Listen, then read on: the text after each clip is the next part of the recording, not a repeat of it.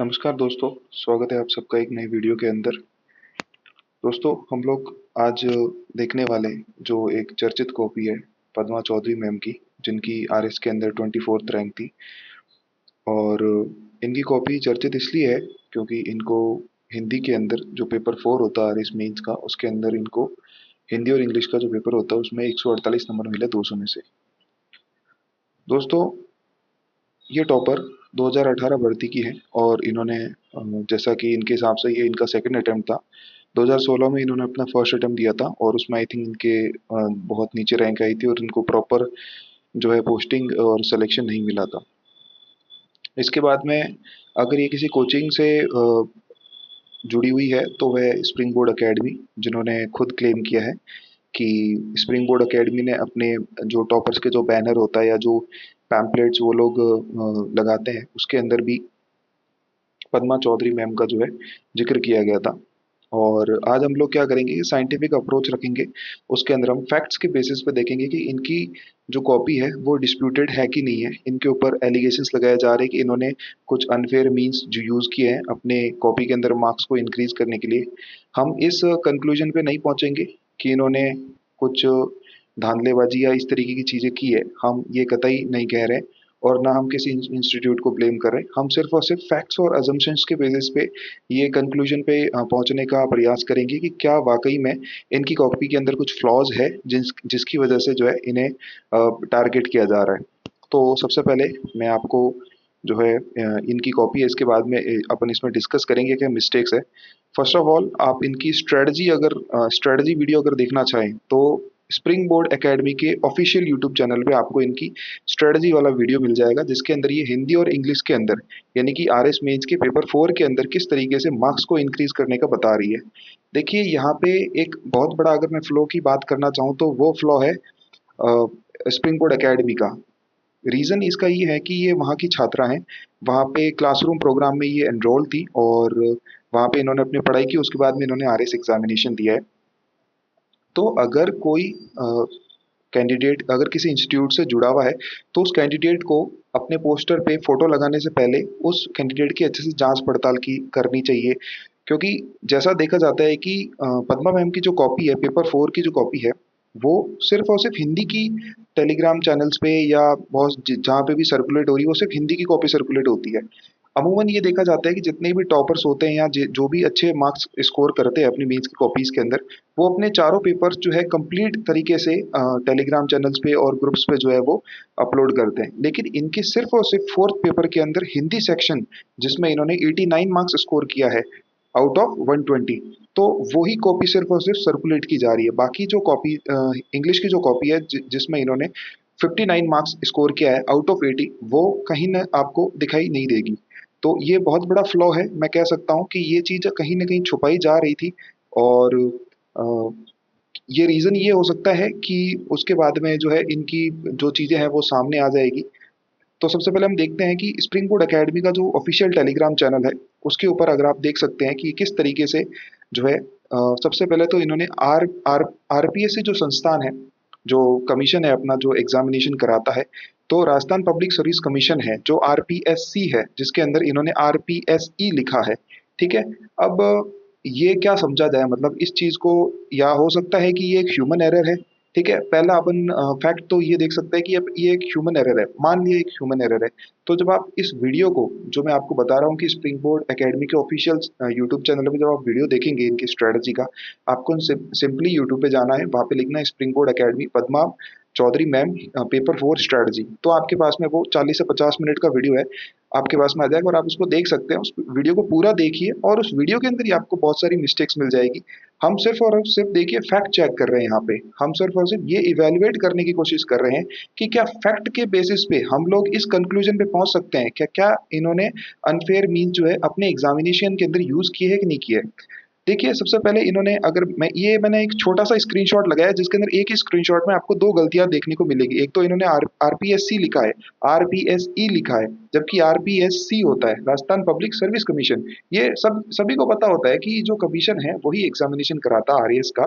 RAS परीक्षा का नाम आरएएस है, आरएएस और आरटीएस, राजस्थान एडमिनिस्ट्रेटिव और राजस्थान तहसीलदार सेवा, यानी कि राजस्थान तहसीलदार सर्विस, ये एग्जामिनेशन का नाम है। जबकि जो संस्था है वो आरपीएससी, सभी को पता है, लेकिन इन्होंने आरपीएससी लिखा। पहला फ्लॉ तो इनका ये हो गया। सेकंड, इन्होंने देखिए जब ये हिंदी के अंदर 120 में से 89 मार्क्स अगर ये स्कोर कर रही है और इनको संक्षिप्तीकरण लिखना नहीं आ रहा है, तो ये कहीं ना कहीं दर्शाता है कि हो सकता है इन्होंने कुछ अनफेयर मीन्स यूज की है। देखिए ध्यान से, अगर आप देखेंगे कि संक्षिप्तीकरण किस तरीके से लिखा जाता है, तो आप सभी को पता है कि संक्षिप्तीकरण के अंदर ती के अंदर जो है वो बड़े ई की मात्रा आएगी, लेकिन इन्होंने छोटी ई की मात्रा लगाई है। तो ये दूसरी गलती। इसमें आपको जब आप वीडियो देखेंगे तो आपको बहुत सारी मिस्टेक्स देखने को मिलेगी, जिसमें इन्होंने प्रारूप को ढंग से नहीं लिखा है, ठीक है। इसके बाद में ग्रामर जब लिखना आया तो ग्रामर के अंदर ये कंफ्यूज होगी कि डबल एम आता है या सिंगल एम आता है, उसके बाद में ई आता है कि ए आता है। तो उस चक्कर में इन्होंने जो है ग्रामर GRA तक लिखा, उसके बाद में इन्होंने वो रब कर दिया बोर्ड से। इस तरीके से बहुत सारे फ्लॉज जो है आपको उसी एक 40 से 50 मिनट के स्टडी वीडियो में ही देखने को मिल जाएंगे।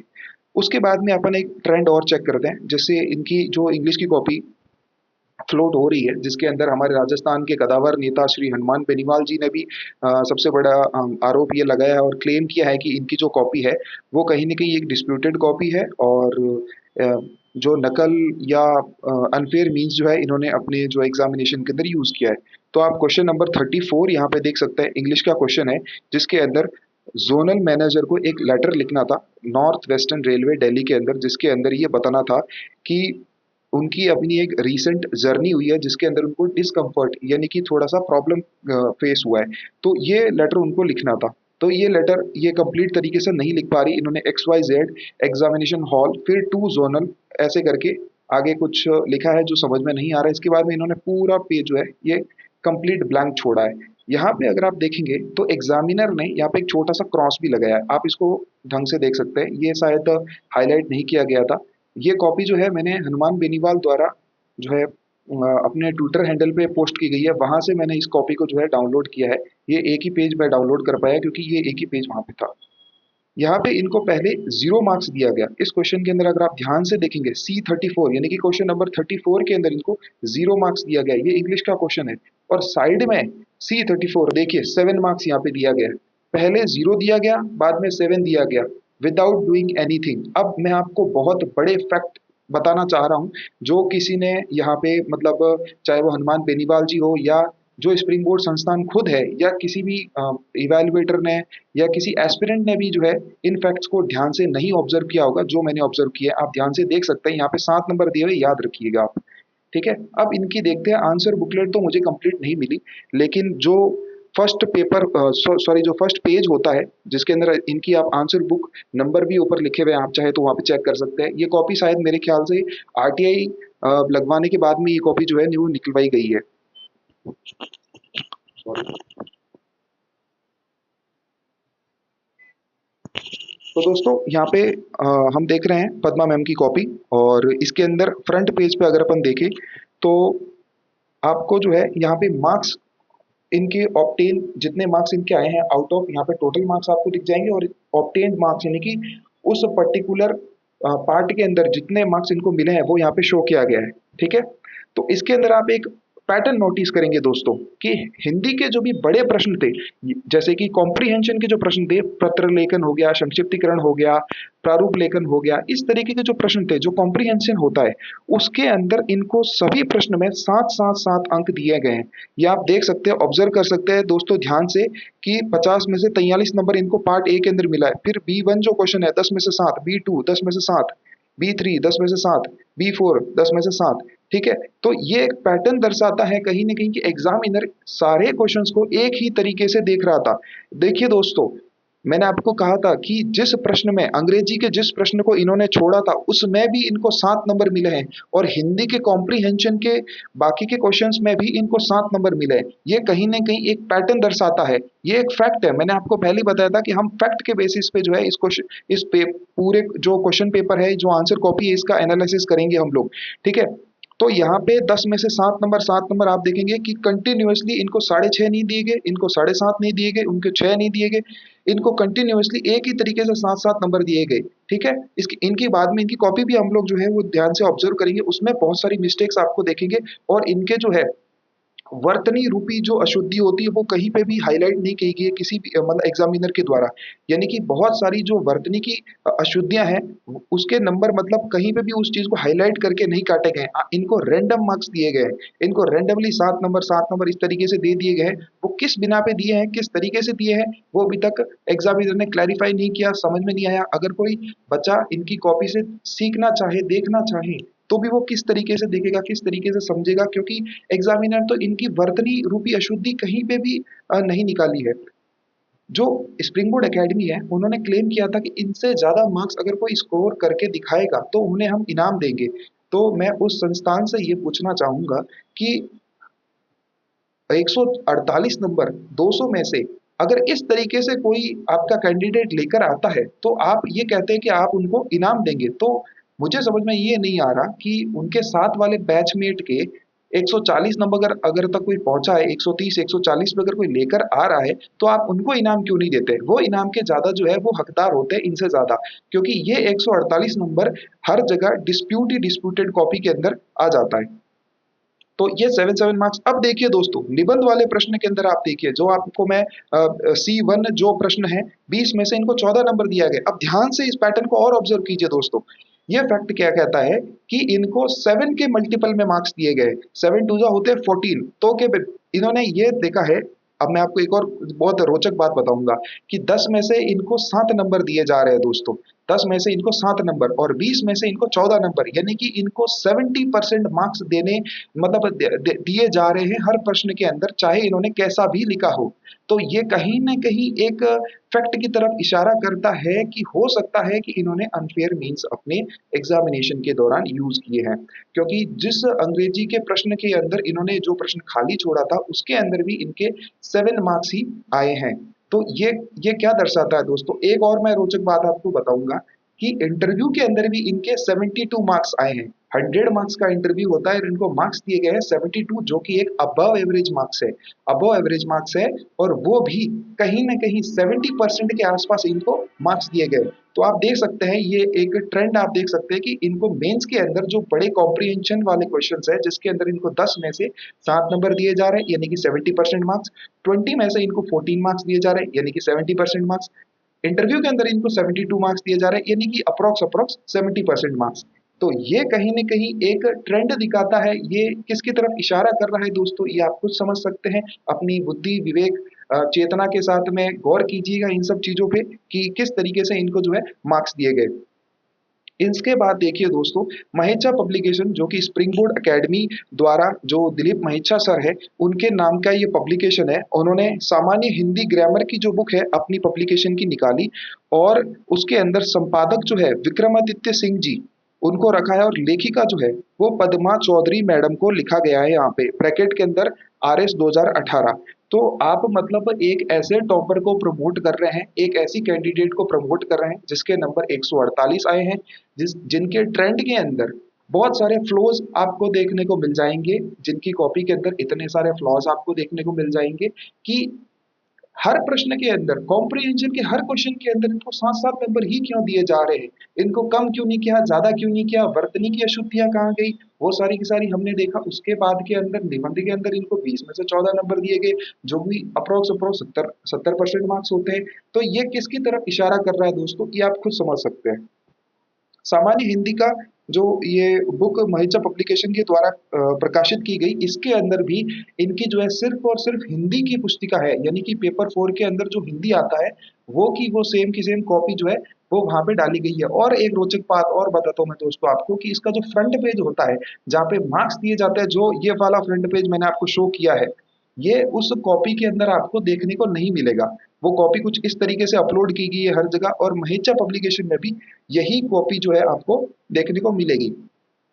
देखिए दोस्तों, इनके जो ग्रामेटिकल जो पोर्शन होता है 50 मार्क्स का, जिसके अंदर आपको संधि, उपसर्ग, प्रत्यय इस तरीके के जो आपको क्वेश्चंस देखने को मिलते हैं, उसमें आपको लगभग चीजें सही देखने को मिलेगी। लेकिन एक जगह मैं आपको, जैसे कि मैंने ऑब्जर्व किया है वो मैं आपको बताऊंगा, बहुत सारी जगह इनको बस वर्तनी अशुद्धियां देखने को मिलेगी जिसके अंदर इनको जो है मार्क्स पूरे में से पूरे दिए गए। अब देखिए दोस्तों, ध्यान से मैं आपको एक प्रश्न बताने जा रहा हूं। ये देखिए दोस्तों, 17 नंबर प्रश्न आप ध्यान से ऑब्जर्व करेंगे मेरे साथ, तो आप पाएंगे कि 17 नंबर प्रश्न ये कहता है कि इन वाक्यों के शुद्ध रूप लिखिए। ये जो नीचे वाक्य दिए हुए हैं दो, इनके आपको शुद्ध रूप लिखने हैं, और ये 2 मार्क्स का क्वेश्चन था, यानी कि 1 मार्क्स ईच। ठीक है, इसके सब क्वेश्चन हो गए। वह प्राय बार बार मुझसे मिलने आता है, इसका इस पूरे वाक्य को आपको शुद्ध करके दोस्तों लिखना था। ठीक है, तो यहाँ पे इनको जो है वो दो में से 2 मार्क्स मिले। इसके ऊपर वाला जो प्रश्न है वो डिस्प्यूटेड कहीं ना कहीं देखने को आपको मिल जाएगा। ठीक है, यहाँ पे आप ध्यान से ऑब्जर्व करना। 16 नंबर क्वेश्चन जो है वो मैं पढ़ रहा हूँ आपके लिए। इसमें भी आपको जो है वाक्य को शुद्ध करके लिखना था। इसके अंदर जो पहला क्वेश्चन है ये भी 2 मार्क्स का। अब यहाँ पे फ्लॉ देखिएगा दोस्तों, उस करुण दृश्य को देखकर उसकी आंखों में आंसू भर आए। अब इसमें देखिए दोस्तों, करुण के अंदर ऊ की छोटी मात्रा आएगी, लेकिन जब उत्तर के अंदर इन्होंने बड़ी ऊ की मात्रा लगाकर वाक्य को शुद्ध किया है। देखिए यहाँ पे दोस्तों कि इन्होंने शब्द को कर दिया है अशुद्ध और वाक्य को कर दिया है शुद्ध, फिर भी एग्जामिनर ने मार्क्स दिए हैं पूरे में से पूरे, यानी कि 1 नंबर। फिर दूसरा इसका जो प्रश्न था वो देखिए दोस्तों, यह स्मारक संगमरमर पत्थर से निर्मित है। इसका उत्तर देखिए, यह स्मारक संगमरमर से निर्मित है। अब संगमरमर जो प्रश्न के अंदर है वो बिल्कुल सही लिखा हुआ है। देखिए दोस्तों, इसके अंदर प्रश्न के अंदर वाक्य की शुद्धि करनी थी, ना कि शब्द की शुद्धि करनी थी। इन्होंने उत्तर के अंदर शब्द को ही अशुद्ध बना दिया है। यहाँ पे संगमरमर आप देख सकते हैं कि संगमरमर के अंदर स के ऊपर अनुस्वार आएगा, जबकि इन्होंने साफ साफ दिख रहा है कि ग पे इन्होंने अनुस्वार लगाया है। तो ये क्या दर्शाता है दोस्तों कि वर्तनी रूपी अशुद्धि होने के बावजूद भी इनको पूरे में से पूरे अंक दिए जा रहे हैं। ये बहुत बड़ा सिस्टम का फ्लॉ है। फिर दोस्तों, अगर अपन और भी आगे प्रश्नों पे गौर करेंगे तो आपको बहुत सारे ऐसे क्वेश्चंस मिल जाएंगे जिसके अंदर आपको वर्तनी रूपी शब्द आपको सही देखने को नहीं मिलेगा। जैसे आप देख सकते हैं कि यहाँ पे एक एकलव्य लिखा है, तो क्या ये किसी एंगल से आपको ए लगता है? ठीक है, ये नीचे आप दृष्टांत देख सकते हैं, तो क्या दृष्टांत ऐसे लिखा जाता है? फिर भी दोस्तों देखिए, मार्क्स देखिए आप, मैं आपको जो 7-7 नंबर वाले जो क्वेश्चन बता रहा था उसके अंदर यहाँ से शुरू होता है 10 में से 7। ठीक है, कोई भी वर्तनी रूपी अशुद्धि नहीं निकाली गई, क्योंकि एग्जामिनर का ये फर्ज बनता है कि वर्तनी रूपी अशुद्धि जो है वो साइड में लिखी जानी चाहिए, लेकिन एग्जामिनर ने ऐसा नहीं किया है दोस्तों। कोई भी वर्तनी रूपी अशुद्धि को साइड में नहीं लिखा है, सीधा सीधा इनको हर प्रश्न के अंदर 7-7 नंबर देते गए। ये देखिए कॉम्प्रिहेंशन का प्रश्न दोस्तों, यहाँ पे अनुस्मारक लिखना था और इनको 7 में से 10 में से 7 नंबर दिए गए। फिर आता है दोस्तों यहाँ पे एक परिपत्र लिखना था, परिपत्र के अंदर 10 में से 7 नंबर। आगे का जो प्रश्न था वो था हिंदी में अनुवाद करने का, 10 में से 7 नंबर। अब देखिए दोस्तों, यहाँ पे आपको बहुत सारी ऐसी हिंदी की वर्तनी रूपी अशुद्धियां मिल जाएगी। अब ये प्रकृति देखिए किस तरीके से लिखा हुआ है दोस्तों। क्या आपको कहीं पे भी जो है छोटी ई की मात्रा सही लग रही है? क्या क के नीचे आपको कहीं भी जो है वो मात्रा ठीक दिख रही है? त के ऊपर जो है वो छोटी ई की मात्रा आपको नहीं दिख रही है। इस तरीके से आप कोई भी अगर हिंदी का जो विषय विशेषज्ञ होगा या जो शिक्षक होगा, वो इन वर्तनी रूपी अशुद्धियों को बहुत अच्छे से एनालाइज करके निकाल सकता है। यहाँ पे आप देखिए दोस्तों, ईमानदार, तो इसका जो ई की जो मात्रा है वो किस प्रकार कहाँ जा रही, वो म को टच कर रही है। ये इस तरीके से शब्दों के मोड़, शब्दों के घुमाव, और उसके बाद में इस कैंडिडेट को 148 नंबर मिलना, वो कहीं न कहीं अपने आप में एक शंका का विषय है। तो ये पूरी कॉपी अगर आप चाहें तो टेलीग्राम चैनल से देख सकते हैं। आप स्वयं इस चीज़ को जज कर सकते हैं दोस्तों कि इन्हें किस तरीके से मार्क्स दिए गए, इनकी कॉपी किस तरीके से एग्जामिनर ने इवेल्युएट की है। और एक पैटर्न जो है मैंने आपको फैक्ट के साथ में बताया कि एक पैटर्न जो है इसके अंदर लागू हो रहा है, जिसके अंदर इनको 7-7 नंबर दिए जा रहे हैं। निबंध के अंदर इनको 20 में से 14 नंबर, इंटरव्यू में इनको 72 मार्क्स, यानी कि कहीं न कहीं 70% मार्क्स इनको देने का ट्राई किया गया है। इनके जीएस के तीनों पेपर्स अगर आप पेपर 1, पेपर 2 और पेपर 3 देखेंगे तो उनमें बहुत ही आपको एवरेज मार्क्स देखने को मिलेंगे। लेकिन पेपर 4 के अंदर इतनी ज़्यादा मार्क्स की हाइक, ये अपने आप में एक शंका का विषय है। मैं किसी के ऊपर भी आरोप प्रत्यारोप लगाने वाला कौन होता हूँ दोस्तों? मैं किसी पे भी आरोप नहीं लगा रहा, ना इंस्टीट्यूट पे लगा रहा हूँ, ना इस कैंडिडेट पे लगा रहा हूँ। मैं तो आपको फैक्ट के बेसिस पे स्वयं जो है वो एनालिसिस करने के लिए कह रहा हूँ। तो आप खुद जाकर टॉपर्स की कॉपी के जो सेक्शन होता है या टेलीग्राम के कोई भी ग्रुप के अंदर जो है आप इस कॉपी को डाउनलोड कर सकते हैं, आप देख सकते हैं। इसके बाद में आप खुद जज कर सकते हैं कि किस प्रकार इस टॉपर को जो है इतने मार्क्स दिए गए, और बाकी जो कैंडिडेट्स हैं 2018 में और भी बहुत सारी जो कयास ये लगाए जा रहे हैं कि बहुत सारे ऐसे टॉपर्स हैं जिन्होंने अनफेयर मीन्स यूज किए हैं और सिलेक्शन लिया है, रैंक्स लिए, और अभी वो बड़े बड़े पदों पे जो है वो कार्य कर रहे हैं। तो धन्यवाद दोस्तों, आपने ये वीडियो अंत तक देखा। आप कमेंट कर सकते हैं, अपनी राय दे सकते हैं, और ये कॉपी ज़्यादा से ज़्यादा फॉरवर्ड कीजिए, ये वीडियो आप ज़्यादा से ज़्यादा फॉरवर्ड कीजिए उन लोगों के साथ में, उन दोस्तों के साथ में जो आरएएस भर्ती परीक्षा की तैयारी कर रहे हैं और इन सब चीज़ों से सीख लें। हमारी वर्तमान की जो सरकार है, उनसे हम ये उम्मीद करते हैं कि आगे इन सब तरह की चीज़ों के अंदर जो है जो भी लोग लिप्त होंगे, उन्हें कड़ी से कड़ी सज़ा दी जाएगी, उनके ऊपर कार्रवाई की जाएगी। और उम्मीद ये करते हैं, आशा ये करते हैं कि बाकी जो भर्तियाँ होगी, चाहे वो सब इंस्पेक्टर 2021 की जो भर्ती थी और उसके अंदर जो घोटाले हुए, या लेक्चरर अभी 2022 का जो मामला सामने आया है उसके अंदर जो घोटाला हुआ है, फिर आपके रीट का हो गया, पटवारी, एनडीसी, जो भी तमाम जो भर्तियाँ हैं जिनके अंदर छोटे-बड़े घोटाले सामने देखने को मिल रहे हैं। उम्मीद ये की जा रही है दोस्तों कि जितने भी हमारे राजस्थान के बेरोजगार युवा हैं, उनको सरकार का साथ मिलेगा, उनको नेताओं का साथ मिलेगा, उनको बड़े-बड़े जो भी इंस्टीट्यूट्स हैं, जो भी बड़े-बड़े प्लेयर्स हैं, उनका साथ मिलेगा, ताकि वो अपने जो भी करियर या जो भी चीज़ें अचीव करना चाहते हैं, एग्ज़ाम क्रैक करना चाहते हैं, उसमें पूरी तरीके से सफल हो सके। धन्यवाद दोस्तों।